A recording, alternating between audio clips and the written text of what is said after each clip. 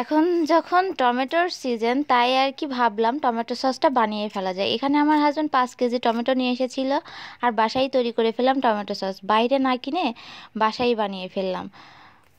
কারণ বাইরের সসটা একদমই বাজে হয় আর খেলে গ্যাস হয়। তাই এখানে দিয়েছিলাম রসুন কুচি, পেঁয়াজ কুচি আর শুকনো মরিচ 7 থেকে 10টার মতো শুকনো মরিচ দিয়েছিলাম বেশি করে। যে যত ঝাল খাবেন সেইভাবে আপনারা শুকনো মরিচ দেবেন। আর হ্যাঁ, সাথে 2 কাপ পরিমাণে লবণ দিয়ে দিয়েছিলাম। দিয়ে এবার নেড়ে চেড়ে নিচ্ছি, মানে সুন্দর করে পানি বের হওয়ার জন্য নেড়ে চেড়ে নিচ্ছি, পানিটা বের হবে টমেটোর। আর এদিকে লবণ দিয়ে দিচ্ছি, দেখতেই পাচ্ছেন। আবারও আবারও নেড়ে চেড়ে নিব লবণ দেওয়ার পরে, যাতে টমেটো থেকে পানিটা ঝরে যায় আর পানিটা দ্রুত যাতে বের হয়ে আসে।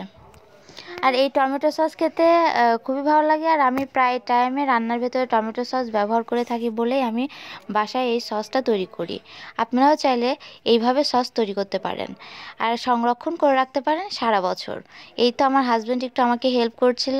আসলে এমন হাজব্যান্ড পাওয়া ভাগ্যের ব্যাপার, কপাল লাগে সত্যি। তুমি না থাকলে আজ আমি একদমই অন্ধকার। আর এদিকে দেখুন টমেটোর একদম পানি বের হয়ে আসছে আর টমেটোটা সস হয়ে গেছে প্রায়। এবার আমি ব্লেন্ডারে ব্লেন্ড করে নিয়ে এভাবে চেলে নিচ্ছি সুন্দর করে। আর যেটা চেলে নিচ্ছি সেটা ফেলে দিব, উপরে যেগুলো আর কি শোভা শোভা থাকবে এরকম, সেগুলো আর কি ফেলে দিতে হবে। দেখতে পাচ্ছেন কেমন। আর এদিকে দেখুন ঘন হয়ে গিয়েছে। আবারও আমি সুন্দর করে জ্বালিয়ে নিচ্ছি চুলার উপর টমেটো সসটা। এদিকে সেঁকে নিচ্ছি, সেঁকে নেওয়ার পরে আমি আবারও জ্বালাতে বসলাম। এদিকে দিচ্ছি মরিচের গুঁড়া 2 থেকে 3 চা চামচ, এদিকে লবণ দিচ্ছি আবারও 2 চা চামচ, চিনি দিচ্ছি আধা কাপ পরিমাণে, দিয়ে সুন্দর করে আবারও নেড়ে চেড়ে নিচ্ছি আমি। আর এই নেড়ে চেড়ে নিয়ে আবারও ঝাল টক মিষ্টি একভাবে দেখতে হবে। আর এদিকে ভিনেগার দিয়ে লাস্টে সম্পূর্ণ সুন্দর করে নেড়ে চেড়ে দিতে হবে, যাতে সারা বছর বসে আমি এই সসটা খেতে পারি। আপনারাও দ্রুত এভাবে বানিয়ে ফেলুন। বাসায় কিন্তু সস বানাতে একদমই সহজ পদ্ধতিতে আপনাদের দেখিয়ে দিলাম। এবার আপনারা এভাবে বাসায় সস বানিয়ে দ্রুত সংরক্ষণ করে রাখতে পারবেন। আর এদিকে আমার দেখুন টমেটোটা ঘন হয়ে এসে ছোট হয়ে গিয়েছে শুকায়ে।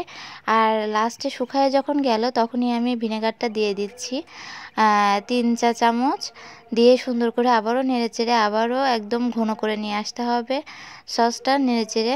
আর এদিকে ঠান্ডা হওয়ার জন্য সারা রাত রেখে দিতে হবে চুলার উপর, যে ঠান্ডা হয়ে যাবে সকালে আমি সুন্দর করে বয়ামে ভরে রাখবো।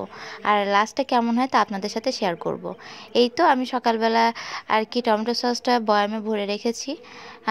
খুবই ভালো হয়েছিল আর এতটাই ঘন কি বলবো। আপনারা দ্রুত এভাবে বানিয়ে ফেলুন। আজকে ভিডিও এই পর্যন্ত, আল্লাহ হাফেজ।